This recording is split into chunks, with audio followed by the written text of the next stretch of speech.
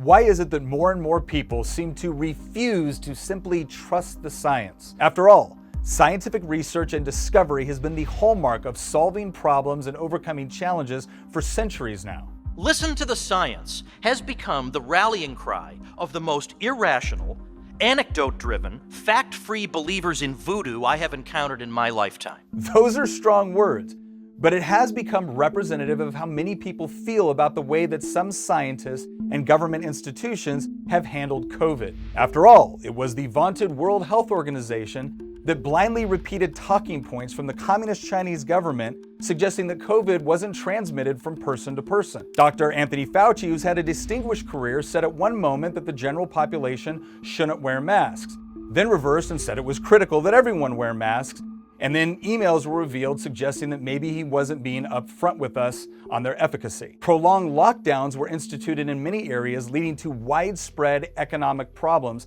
as well as additional health issues, even after health experts said they didn't recommend them. One minute, the director of the CDC said schools should reopen.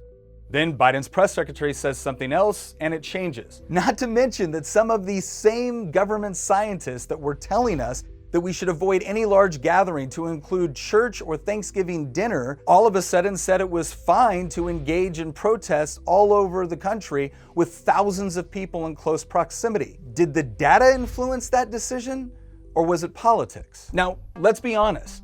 Global pandemics are complicated, and people are often making decisions with incomplete data. So maybe there's some room for sympathy, and perhaps there would be more sympathy if it hadn't become apparent so quickly that big tech firms, political activists, at least with the encouragement of government-run institutions, were actively suppressing information they deemed to be conspiracy theories or harmful to the public health. Too many people shouting, "Trust the science," weren't actually doing that, because science is not a person, it's not an institution.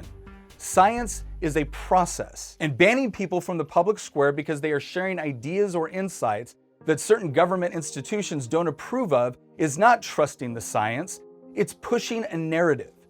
And as recent discoveries have revealed, shutting out voices because their powers that be don't like what they are saying might have less to do with protecting the public from health concerns and more to do with protecting government institutions from their own scandals. So perhaps the best thing we can do, if we want to preserve the good name of science, is to remember that good science requires freedom of inquiry.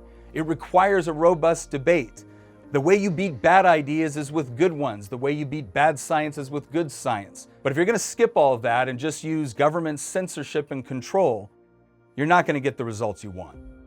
I'm going to tell you what I think is the greatest threat to our freedom, and it's probably not the typical answer you get. Hi, my name is Nick Freitas. I'm a former Green Beret combat veteran with 2 tours in Iraq. I currently serve as a member of the Virginia House of Delegates, and I've had the opportunity to go all over the world to study different government, economic, and social systems. This has afforded me the chance to speak to thousands of people in person and millions of more online. I believe that the greatest threat to freedom is the rejection of the idea of objective truth. Experience has taught me that there are no shortage of people in power all over the world that will tell you whatever you want to hear in order to control and manipulate you, especially if they think it's for your own good. But here at the Y Minutes, what we're concerned about is the pursuit of truth. Not my truth, not your truth, but the truth. Getting to the bottom of why do we believe the things that we do. I want to thank you for watching to the end.